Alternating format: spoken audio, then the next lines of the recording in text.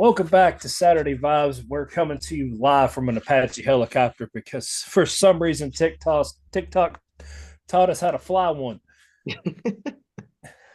Whatever that means. I'm trying. So what is that? Someone on TikTok right now? Yeah, there's a bunch of videos going around showing people how to fly these things. Oh, I'm not sure why, but I mean, it is what it is. We'll get into the games from last week, hmm recap them, and then get on to our picks for this week. yes, sir. Ty, go ahead and get us started with what happened with Louisville against JMU. JMU, yes, yes, yeah. Well, last week we didn't get to do our video to tell you guys kind of what we were thinking about for week two, I believe. Louisville's on a bye week, not really much going on. Well, week three, not much really going on. Um, But recap wise for JMU, I mean, everybody kind of knows we had a whole week of really just watching it, replaying that in our mind, seeing. I mean, yes, was it a bad performance offensively? Yeah, yeah, it was. But I think there was a lot to gain from that. I mean, I know everybody sees JMU and sees them as a smaller opponent, but a lot of people in the preseason projected them to be the team from the group of five to actually make it to the playoffs, and I very well can see them being that team. They got to fight against USF, of course, because USF is looking damn good, even though they just lost to Miami. They put up a great fight. I think they probably could win out the rest of this year as long as they take care of business. And I think it's just going to be between JMU and South Florida. But recap of the game, pretty much a lot was tested for Louisville and a lot was shown. Mainly, our O line has a lot of work to be done. I'm glad we had this bye week. Hopefully, we just sat in that film room, watch the mistakes that we had. I mean, They Miller, look bad. They yeah, they look bad. yeah, Miller Moss was a lot of happy feet, but I mean, it's something that he hasn't seen before. I'm very sure he hasn't seen an all-out blitz. I mean, they're playing cover zero with a blitz every single time just to stop our run game so much. Our running back still finished with 100 yards. I mean, but he needed a 70-yard run to do so. Our defense played a big factor in this game. I mean, if it wasn't for that strip sack fumble in the end zone to go up 21-14, yeah, 21-14.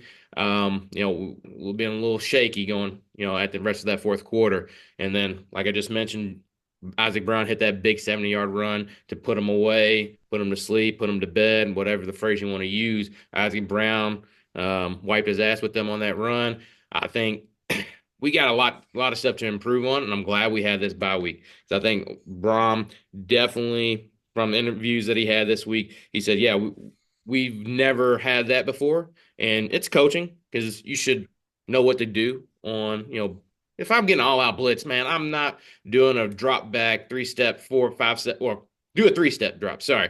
But I'm not doing a 5-step drop back or doing all this play action. I'm getting people in my face right now. I'm getting this out. Get it out quick. Get it out quick. And you saw that with a nice little throw.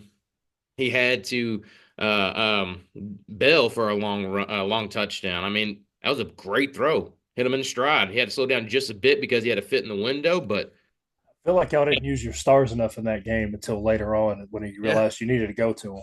yeah. And it's credit to JMU. They have a good coach. I mean, that's what I said. They're going to make it pretty far in their conference. They probably will be that group of five team to make it. They had a great game plan, which was just an all out fucking blitz. Offensively, they struggled a lot. They did. JMU did, just like we Well, did offensively. they So kept swapping out the quarterback I don't every like single that. possession. You Yeah. don't get anything done that way. You get no continuity. You get Mhm. the center having to adjust to a different play call every single time, a different cadence. Yeah. The one guy was definitely was it started with an S. I forgot his name, but he was solely used to run the ball. Oh, yeah, yeah, yeah, yeah. I know you're talking about their quarterback. What was his name? Sla- Sultan or Slavic or something. I can't yeah. remember. But number four. He played for UNLV last year and then got mad because they didn't pay him enough and then he left. Went to JMU. I mean, I don't know what their boosters are like there. I'm sure he got a nice little amount, but I would not, as a quarterback, I don't want to have to go in and out every other possession or during the same possession. I just completed a 20-yard pass. Why are you taking me out or whatever? I mean, I don't want to get pulled, especially a quarterback. You can't really do that to a quarterback, like you just said. It messes with their mindset. It's like, am I am on this play? Did I mess up? Is that why I'm out? I think that's a 14 looked good though. When yeah. 14 was in, he was good. He was. I mean, he did have the strip sack. He was the one that, I think if they had the other guy in, he was a little bit better with the ball in his hand. He wasn't, he was more smart in protecting the ball. 14 did have it out like he was ready to throw, and that's how Cleve Lubin was able to strip it. And AJ Green was able to be right there for it. And uh, I think defensively has saved us. And that's something that's been a theme for the Brom era. I mean, obviously you see Brian Brom, you see Jeff Brom on the sideline, you think, oh, this game is going to be a 50-point game by Louisville. But no, it hasn't really been that. It's been a lot of our defense stepping up, or our defense. Last year, obviously, we had a couple games where our defense was giving up a lot of points. Year one, our defense was giving up a lot of points. But this year, I think our defense, and it's caps off to Ron English. He stepped up. Jeff Brom was in the meetings a lot more. He put it a little bit more direction into there from what I'm hearing from all the coaches and players, but our defense is definitely getting the higher grade out of all three facets of the game. So that's the JMU game. Thankful we got out of there with a win. I know everybody says it's just a cakewalk week, cakewalk for EKU, cakewalk with Bowling Green, but this is where we test out shit, figure out our kind of offense, figure out our defense, and I think we just figured out a lot of stuff with that JMU game. Yeah. So I'm going to give you a little bit of a speed run because I really don't want to recap this Ole Miss game any longer than I have to. Zach Calzada is obviously the worst quarterback we've had in the last 5 years. Ooh. Uh, he can't hit anything deeper than 50 yards without a penalty or some help from the wide receiver.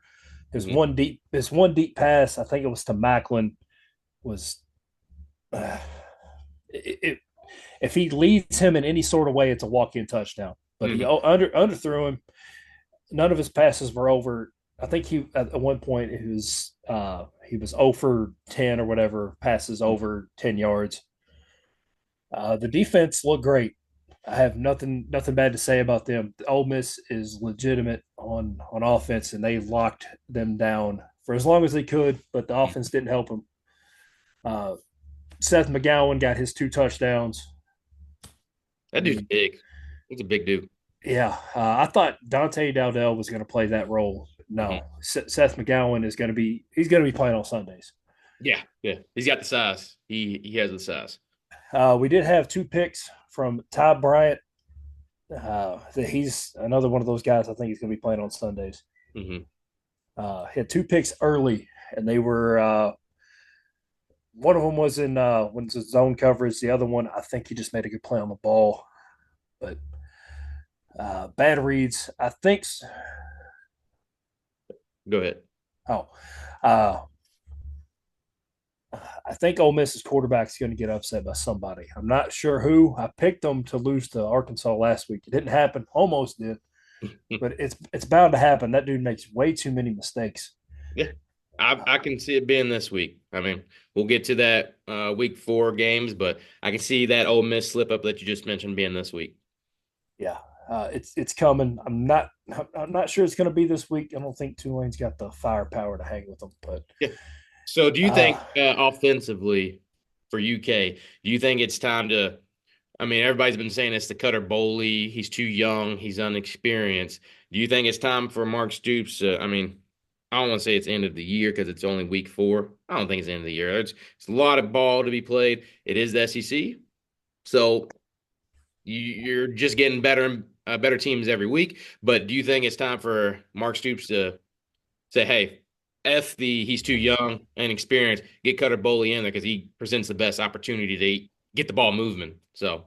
yeah, I think honestly, full transparency, I want Stoops gone. I Yes, want to I want Tulane's coach Summerall to be the guy. But he's saying I'm keep Calzada in pretty much. no, I don't want Calzada anywhere near this team. Well, that's how Uh, you're going to get Mark Stoops fired, is if he's in there and they're losing games. Because I think with Cutter Boley, yeah, it's going to take a couple games for him to figure this stuff out, get that experience everybody's been saying he doesn't have. And then he can mess around and win some games down the end road and end up at a 6-6. You if know, he plays against Ole Miss and he plays early, they win that ball game. That's what I mean, and that's a Like, Mark Stoops. That's hey, keep Stoops around. We won that. I mean, if Stoops somehow pulls a bowl win out of this, you can't. I can live with it because that means you put in the effort to coach the guys up. But there's something missing every single time. Yeah, Something on the offense. I don't know what it is. Ever since Liam Cohen left the first time, that's what. Will Levis was ruined the Mhm. second that guy left for a second year. He only looked good in a couple of games, and then you bring in Devin Leary, who was a great passer, and he looked like shit too. And then you bring in poor Brock Vandergriff. He looked great his first handful of games. Yeah, I wouldn't say great. He looked serviceable his yeah, first handful of games, and yeah, then fell off the map. I know he was hurt, but they're like, I don't know what happened. yeah. And now we're on to this guy who they throw a couple million at, and he's just terrible. I mean, he's coming from Word. Is that what it is? Yeah, Yeah, same place Cam Ward played. yeah. Cam Ward, Cam Ward went there and then to Washington, right? Yeah, no, he went to Miami. From Incarnate Ward. Yeah, I thought he went from Washington State to, or from that place to Washington State, then Miami. But yeah, there's an it factor with Cam Ward, and I think that's what's missing for UK is Liam Cohen. I'm sure he had some. Obviously, he had have some saying what offensive guys he's going to be coaching. it helps. It helps when you got guys like God. I'm already blanking on his name. When you have all-star pro receivers out Yeah, there, yeah, yeah. it helps. But Hmm. they don't have that. They don't have a guy who can get open consistently. They got plenty of speed. I really Well, that's the problem with, I mean, that you're starting to see with a lot of these guys that they think, oh, I'm running a 4-2-4, well, not 4-3-4-4. I'm super fast, but yeah, but your route running shitty and you can't catch. So you can be super fast, but I mean, it's crazy to see because the offensive line looks significantly better. Like everybody's picking up their assignments. They're giving them 3 to 4 seconds to get the ball off every single time, and he's just terrible. mm, terrible. Tell TRBL, like Charles Barkley said, terrible. horrible. All right. Well, Well, I mean, on Eastern Michigan, give us a quick speed run here. yeah. Cutter Boley looked serviceable. I mean, his QBR wasn't great, but I don't really care for QBR too much. He had a 41.7 QBR, but Look better. he looked like he can sling the pigskin a little bit. Like Calzada couldn't hit somebody 10 yards away from him. But McGowan again, 3 touchdowns, three. I I don't think it's care. going to be your offense. That's going to be your offense. Yeah, I mean, I wouldn't be mad if they brought back the Wildcat offense and just ran him every single play. Yeah. I mean, yeah, you're going to go against a Texas team or you got Georgia, right? Or all of them. You're going to go against a competent defensive coordinator that knows, hey, if you stop McGowan, I we're good. mean, I think I trust Cutter to run the play action. Yeah. I do not trust Calzada to do anything. Anything except get Mark Stoops fired. All right. Well, yeah. Yeah, All yeah, right. So that's that's fair. Eastern Michigan. You got the win. What's Kentucky sitting at now? 2-1. 2-1, 2-1. Now for the whole year, I have them at what 4 wins. You have them at 7 wins, correct? That was whenever I was trying to be positive. Yeah, no, I got it. Uh, And now, Jordan had them at 6 wins. if I'm giving my honest answer, if Calzada plays the rest of the year, they'll be lucky to win one more game, and that'd be Tennessee Tech, and that's it. Yeah, yeah. I have you guys squeaking out a win against Vanderbilt because it's going to be the end of the year, and I think it's a Pavier thing. Vanderbilt looks damn good, so honestly, it could be a 3-9 year for you. But Easy to look good whenever the starting quarterback's out, though. yeah, that's what I was going to get you. It's going to be more of a, well, yeah, they did beat South Carolina without Lenore Sellers, but I think Vandy, I think it's going to be a thing that happens with Pavia. Is he going to be fully healthy by that week? I'm not sure if that's a home game for you guys or not, or if it's down there, but I think It that don't, it, it don't matter. Vandy fans don't show up to anything. But I think that could be a X factor in you guys winning and getting to 4 wins. You got the two now. Definitely can see you beating Tennessee Tech. Vanderbilt is the only one I'm like, I think you guys can pull it. Shit, you might beat Florida this year, to be honest with you. Florida is just, golly. There was a meme going around with DJ Lagway with Billy Napier leaning in, but like, "Hey brother, we're wearing blue tonight." Tell them that during the Kentucky game. Hey, we're wearing blue. All right, cool. Go right to the UK guy. But no, Yes, man, sir. I don't know. A lot of the Florida fans were high on him. I mean, obviously, people were high on him because he was, if I'm not mistaken, like top 10 in odds to win the Heisman, right? So, Yeah, that's going. you know, That's going. I don't even think you can find his name on there anymore.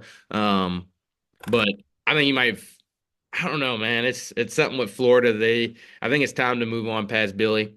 And I don't think he's not a Florida guy. This is just not a right fit. And I think I said that last episode or episode before is like the fit matters. Charlie Strong fit Louisville. He does not fit Texas. That's why it didn't last. You can throw money at these coaches. You can see that big, oh man, this is Florida. I was here, but look at that money and look, it's Florida. Yeah, but you don't fucking fit in Florida, dude. Billy Napier, you do not fit in Florida. So, that's Florida's problem. That's for a Florida podcast to talk about. We'll go on to what we have this week ahead of us with Louisville coming off the bye week. We are now taking on what John says is another cupcake week. Finally, we're not playing a kid team, but hey, I'll tell you my fun facts, and it starts off this way. Bowling Green is 2-1. The spread for this game is 25.5. I think it opened up at 26.5, Louisville. But now it's down to 25 at the last line I saw when I was making this. Over under is 50.5.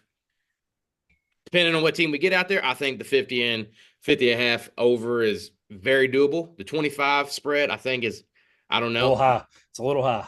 Yeah. I mean, against EKU, even when we were blowing them out, we didn't get our spread of 38. We ended up going 31. And it's because we sat the starters. Yep. I think we can sit our starters, and that's when Bowling Green will background cover. I'm hoping that's the case. Not That's a not. They're not a bad team for a group of five team. exactly. I'm hoping it's not a dogfight. I'd rather it be what I just said before is just we are blowing them out. First half, we put up 28, 35. Hey, let's get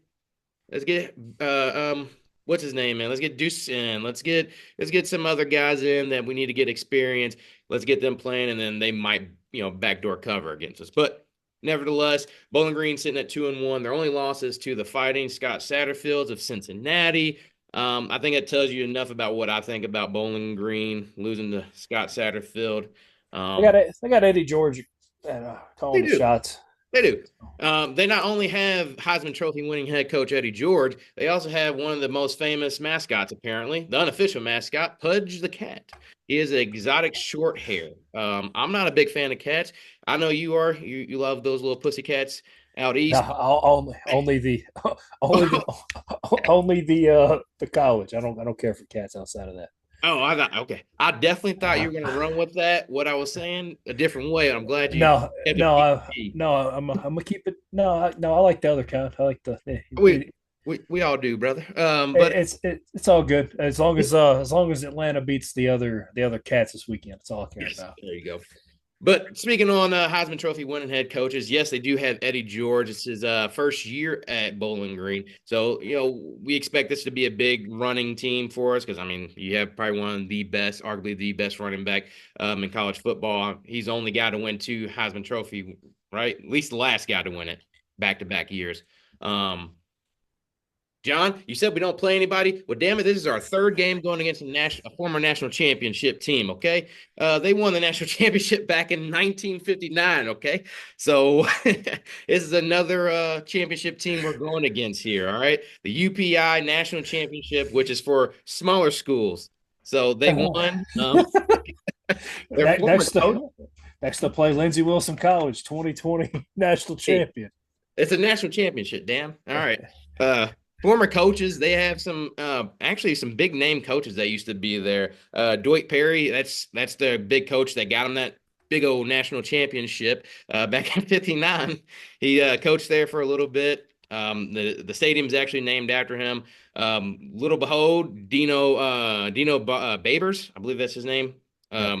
Played or coached there, and now he coaches at Syracuse, which I don't know how much longer he's going to be. I think Syracuse is getting on the right track, so I think he's fine for this year. depending how they finish out in the ACC. But yeah, he started there at Bowling Green.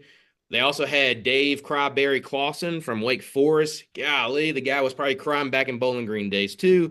He definitely kept crying for Wake Forest. And John, I'm gonna see. Do you know who is probably one of the biggest coaches to ever coach there? No, I don't know. He coached at Ohio State and Florida.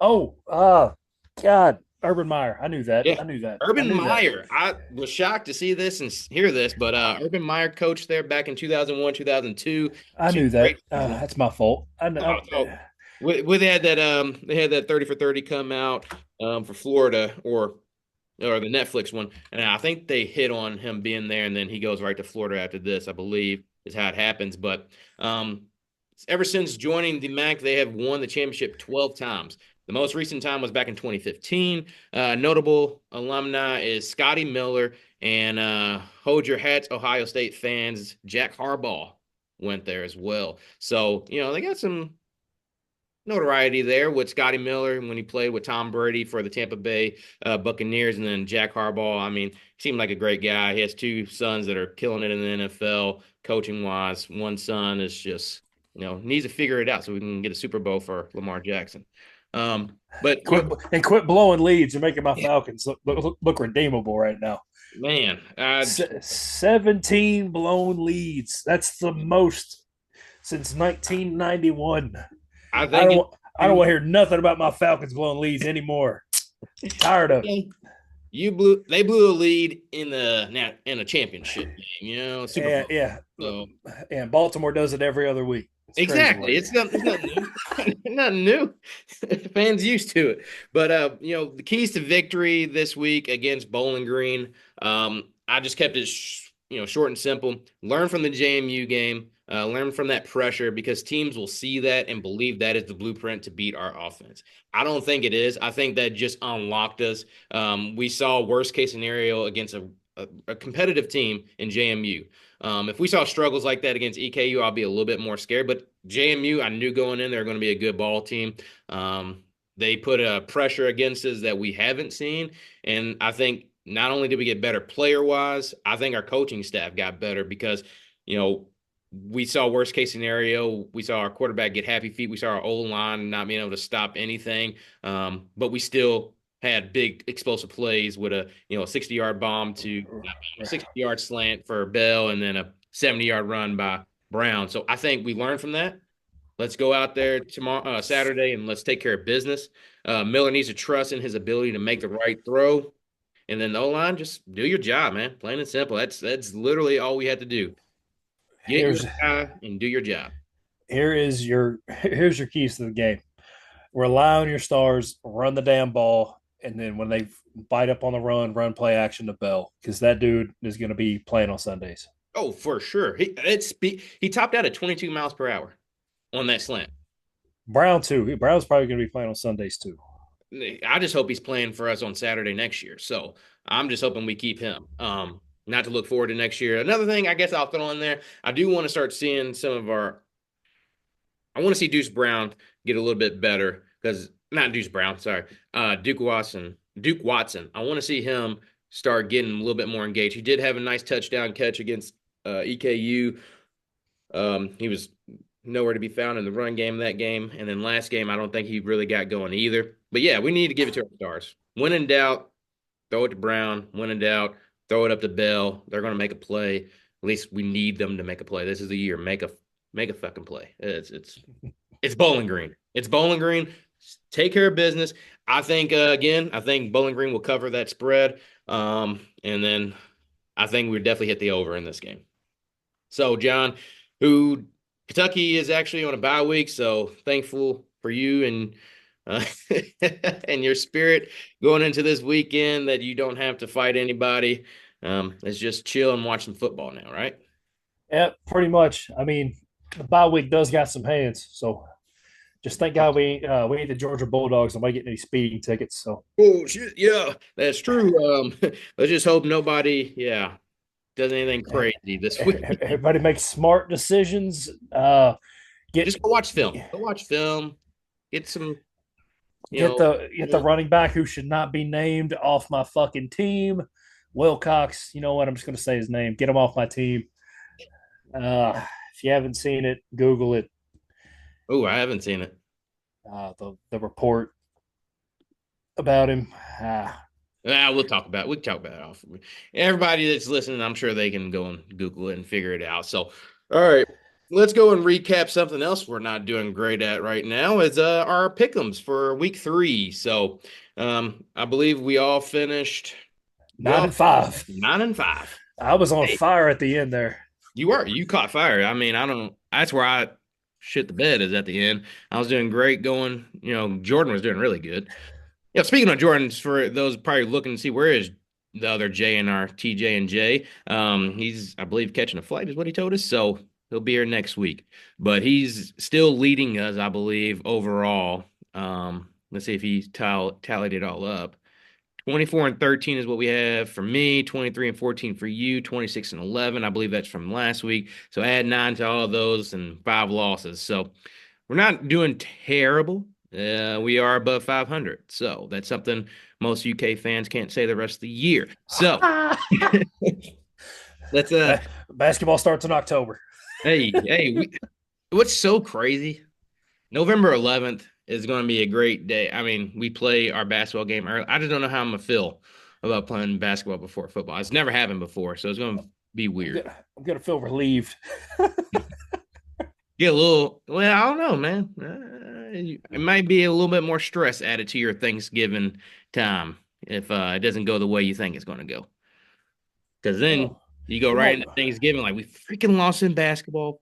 Football sitting at 2-8, and then boom. You never know with football though. We've seen some bad UK teams roll in there and win it for some reason. Yeah, I'm hoping that shit stops. Same thing with basketball. Hope that stops. I mean, we are PGU, baby. No, you're not. PKU, Not baby. even close. Not even close. He's We'll save it for basketball season. he said he no hold on. Pat Kelsey called him point guard you, and I was like, he's not serious. There's no Okay. way. I think he's saying it in a different way than everybody's taking it. I'm not gonna. He's How is she supposed to take it? he's calling us point guard you for this year. We do have some studs that play for us before. I get it. You listen. You guys will jump on anything to say Louisville fans are wrong. You're not point guard. You're not. We are. Look at all of our point guards. This whole rivalry is just both the big people on social media pulling gotcha moves all the time. That's Either side of it. That's what it is. I mean, just think if Louisville came out there and said, what was it? I was thinking about it earlier. It's crazy because Louisville is the best team to only have one championship since 2000. I thought about that and I said, you know what? UK fans will be dumb enough to come out and say, we're better than you. We only have one. Well, I was like, well, that's probably is something you guys would say. You're just pretty much saying, oh yeah, we've done less with more, pretty much. That's the Calipari effect. I'll tell you what. I, but am I wrong? Would a UK not say, no, we're the best team that only has one championship? We do have the best two teams to not win one. Yes. That is inarguable. Yeah. Yeah. But The all right. 2015 team and then John Wall's team. That's the whole argument dead already of a point guard you. We got John Wall. If we're gonna It can start and end with John Wall, and then you can throw De'Aaron Fox, Jamal Murray. I can keep going. I don't want this is a football podcast. you be counting Jamal Murray as a point guard? No, but he was when he was here. I will have to say this: out of all the people you have in the league, I will go ahead and go on record, and it's not just the Louisville fan in me, but I think we have the third best out of all the people you have in the league right now. Right now, yeah, I'm talking like Actually, since Calipari was there, name 3 players that's been better than Donovan Mitchell. I already know Anthony Davis, but who else? John Wall. Better than Donovan Mitchell has done better? Yeah, he averaged more points, more assists. He was on a shit team, bro. He was on Washington. He's on a very bad team. Utah Jazz. The Utah Jazz. But he's also on a Cavaliers team made the playoffs. Wall was lucky to make the playoffs. Year. That was He was last year. He was on some bad teams, bro. I think Donovan Mitchell. He had Bradley Bill and Marcin Gortat. Come on now. We had the COVID man himself, and we had who else? This is a fucking We had the football fight. podcast, bro. What are we doing arguing basketball? How bad is Sorry, our this football? is why everybody knows Kentucky and Louisville, well, Kentucky, Indiana area is known for basketball. But we love football. I love football a little bit more now. Growing up, basketball was my passion, so that's why I still have that passion every once in a I love while. And we're NFL actually good at football. it finally. So, My Falcons are good at football. I got something to look forward to. all right, let's go quickly over week 4. We got a couple games we'll go over. Obviously, Bowling Green versus Louisville. We all three have Louisville, correct? Yep. Nevada versus WKU, solely because I'm, home state, go WKU. I think they actually look really good offensively. Haven't seen much of Nevada though. MacGyver, I think that's his name. He can sling it. All right, let's go. Western Kentucky's WKU. quarterback. All three WKU, Arkansas versus Memphis. I I'm think. actually I'm changing my pick on that one. I'm going Memphis. I think they're gonna pull the upset. Well, there we go. Our first shakeup. Me and Jordan both have Arkansas. I think Arkansas showed a little bit of glimpse of what they can do against Ole Miss last week. I don't think it was an Ole Miss factor. I think it was Arkansas factor. I think Arkansas is going to pull off the win against Memphis, but we'll see. Good. We got a little shakeup. Florida versus the U. We kind of already hit on Lagway's terrible. yeah, he's probably going to throw 4 interceptions, and Sid the Kid's going to have a nice 4 touchdown game against Florida. So we all got the U. Tulane versus Ole Miss is the one we hit on earlier. I picked Tulane just because I think it's going to be because it's at Tulane, correct? I think so. I might have to look that one up. But go ahead with your point. Yeah, I think it's Tulane because the factor of being in Tulane. And Ole Miss, there's always that bad game for shit, I'm blanking on the coach's name. There's always that shit game by Lane Kiffin. Lane. There's always a shit game by Lane Kiffin. So I think Tulane will pull off this win, and it's good. Let's have a little upset. John, you got Ole Miss. Yeah, Um, I think depth is gonna be close. yeah. It's at Ole Miss. Oh, okay. Well, that The game you're thinking it's on the road is Arkansas playing at Memphis. gotcha. Okay. Well, I'll save my mulligan for after we go through all these. Then I won't change it just yet. I'll keep my mulligan. South Carolina versus Missouri. No Lenore Sellers. I think Mizzou's going to win this. Yeah, I have nothing else to add to that. That's pretty straightforward. Yeah. Auburn. Jordan has Mizzou as well. Auburn versus Oklahoma. I picked Oklahoma. John picked Oklahoma. We can't ask Jordan right now why he picked Auburn. Maybe it's just an SEC thing, but I think John Mateer is a bad motherfucker. He he's is good. he should be the front runner for the Heisman. If I had my pick, that's the guy who's winning it right now. Right now. Yeah. He's a dual threat who can sling the pigskin. He is a great quarterback. All right, we got the Fighting Beavers and the Fighting Ducks. I forgot what this rivalry game is called. They might have a trophy for it. I'm not sure. I think it's called the Civil War. Civil, is it? Yeah, it's the Civil War, which is Okay, crazy name. weird. That's what the It's a fuck are good we doing? it's a good thing it's out west because if it was Yeah, anywhere around this area, I may be a little upset about it. yeah, a little touchy. But we all have Oregon. The Ducks are going to run away with that one. Illinois, Indiana. I'll be at this game. I'm having a double header this weekend, Louisville, Bowling Green, and then driving up to Bloomington to watch this. I'm pulling for IU to win this. It's going to be I believe, top 15 matchup. Illinois number 9, Indiana number 13 or 14. I think the home factor for Indiana plays in this, and Google me. Signetti wins. I think they win this game. Yeah, I got Illinois. Brett Bielema, good coach. Indiana, again, I have a big thing of playing teams with a pulse early. If you don't, and you play somebody who does, Hmm. you're bound to get upset or something is bound to happen because you haven't played this level of talent. Hmm. I honestly don't think either one of these two teams are as good as the ranking says. Hmm. I have something against the middle of the Big Ten. I have something against the middle of the SEC too, so don't jump at me at the bias thing. You get Uh, uh, they don't play anybody either of these two teams. well. They'll get their. they'll get their matchup. For sake of time, I won't go through the rest of these games because a lot of them don't seem that interesting. We'll just go two more. Syracuse versus Clemson. I have Clemson. Who you got? Clemson by a million. Million. Hell yeah. Then another interesting one will be Michigan versus Nebraska. I have Michigan and you have Nebraska. Quickly, why do you pick Nebraska? Is it The Raiola? the Mahomes copy. That's why I got them. And they're at home, and that crowd is crazy. Yes. All right. Well, appreciate you guys listening in. John, it was a pleasure like always. Go Cards. Take care of business. Ah. I thought else.